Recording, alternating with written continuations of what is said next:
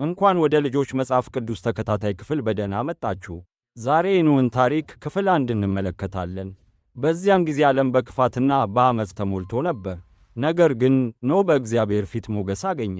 ኖኅ ሁልጊዜ እግዚአብሔርን ይፈልጋል፣ ለቤተሰቡም ትክክለኛውን መንገድ ከሩቅ ከሚታየው የክፋት ከተማ ርቆ እርሱና ቤተሰቡ በሰላም ይኖሩ ነበር።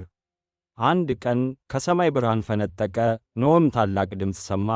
እግዚአብሔርም ኖኅን እንዲህ አለው፣ እኔ የምድርን ሕይወት ሁሉ በውኃ አጠፋለሁና መጨረሻው ደርሷል። ክፋታቸው በዛ፣ ለዚህም ነው የምድር ፍጻሜ የመጣው።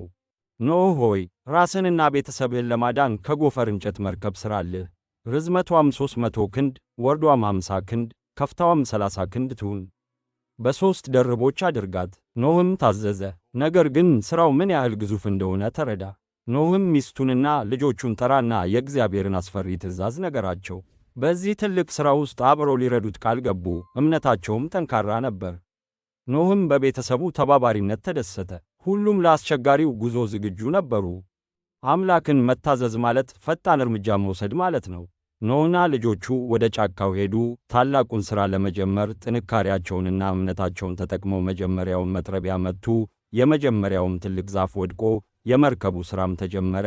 ከዛሬው የኖኅ ታሪክ ምን ተማራችሁ? እንደ ኖኅ ታዛዦች መሆንና በቤተሰብ መረዳዳት ምን ያህል አስፈላጊ ነው?